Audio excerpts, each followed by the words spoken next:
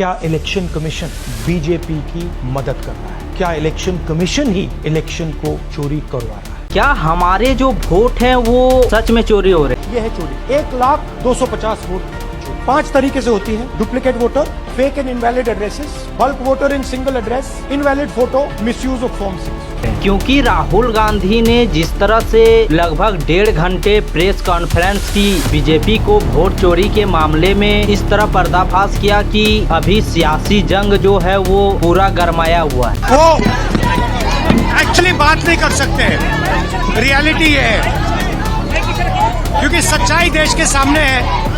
और ये जो लड़ाई है ये राजनीतिक नहीं है, ये कॉन्स्टिट्यूशन की लड़ाई है, कॉन्स्टिट्यूशन को बचाने की लड़ाई है, वन मैन वन वोट की लड़ाई है। और विपक्ष नेता राहुल गांधी ने जितने भी सारे उस प्रेस कॉन्फ्रेंस में बताई, अगर वो बात सच निकली तो भारत का युवा, भारत के नागरिक वो अंदर से टूट जाएंगे। क्योंकि राहुल गांधी ने जिस तरह से प्रेस कॉन्फ्रेंस में लगभग 1.5 घंटे तक बताई कि बीजेपी जो है वो लगभग 4-5 तरीकों से जो है वो वोट को चोरी करते हैं। यह है चोरी। 1,250,000 वोट 5 तरीके से होती है। हालांकि राहुल गांधी के इन सब बयानों पर, इन सब आंकड़ों पर, इन सब बातों पर कितनी सच्चाई है ये अभी कहा नहीं जा सकता है। लेकिन बात ये भी है कि अगर राहुल गांधी के इन सब आंकड़ों पर जरा सी भी सच्चाई निकली तो हमारा ये लोकतांत्रिक देश खतरे में पड़ सकता है। एक तरफ विपक्ष राहुल गांधी दावा करते हैं कि उनके पास पक्का सबूत है, और दूसरी तरफ चुनाव आयोग कह रहे हैं कि ये सब गलत। तो इनमें से आखिर सच कौन बोल रहा है, चुनाव आयोग या राहुल गांधी? क्या इलेक्शन कमीशन बीजेपी की मदद कर रहा है? क्या इलेक्शन कमीशन ही इलेक्शन को चोरी करवा रहा है?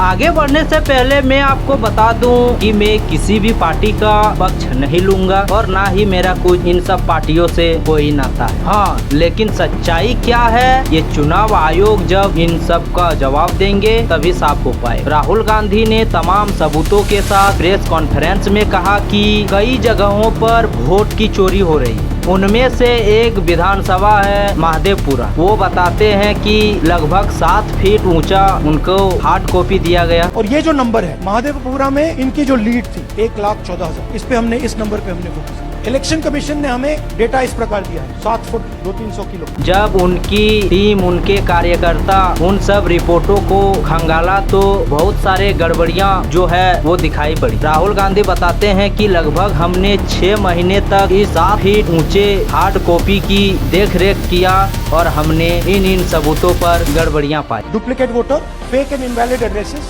Bulk voter in single address, invalid photo, misuse of form 6। वो बताते हैं कि कहीं हमने एक ही हाउस नंबर से करीब 80 वोटर्स निकले। किसी वोटर लिस्ट में पिता का नाम ऐसे पाया जिसे कि मानो ना तो उसका कोई मतलब है और ना ही कोई उसका अर्थ है। तो आपने कभी सुना है हाउस नंबर 0?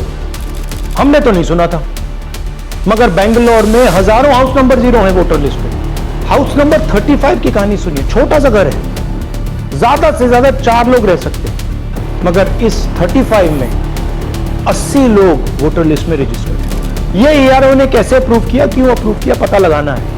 आपके जानकारी के लिए मैं बता दूं कि महादेवापुरा में लगभग 6 लाख के करीब वोटर, उनमें से इन्होंने बताया कि लगभग 1 लाख से ऊपर की चोरी की गई। उन्होंने अपने प्रेस कॉन्फ्रेंस में वोटर लिस्ट कॉपियां, आंकड़े और अपने कार्यकर्ता द्वारा तैयार की गई रिपोर्ट दिखाई और इनमें दावा किया गया कि कई नाम गलत पते के साथ जोड़ा गया है और बहुत से असली मतदाताओं के नाम से ही गायब है। 2 बार इनका नाम वोटर लिस्ट में आता है और फर्स्ट टाइम वोटर की लिस्ट में आता है। ये फर्स्ट टाइम वोटर हो ही नहीं सकता। तो क्या शकुन रानी जी ने वोट किया या किसी और ने शकुन रानी जी के लिए वोट किया? ये ही छुपाने के लिए सीसीटीवी का डेटा हमें नहीं दिया जा रहा है। लेकिन ये सारी जानकारी कांग्रेस के अपने सर्वे और रिपोर्ट पर आधारित है। इसको किसी भी सरकारी या स्वतंत्र जांच पर पुष्टि नहीं की गई। आखिर इन सब मुद्दों पर चुनाव आयोग का जवाब क्या आया? चुनाव आयोग ने कहा कि ये आरोप बेबुनियाद है। उन्होंने कांग्रेस से कहा कि या तो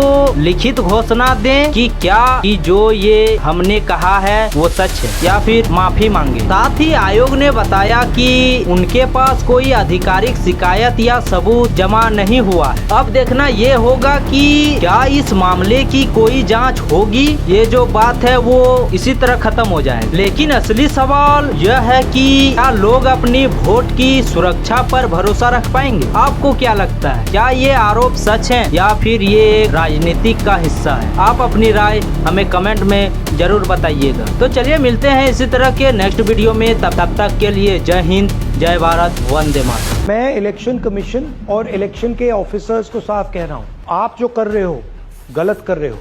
ये ट्रीजन है, देश के खिलाफ है।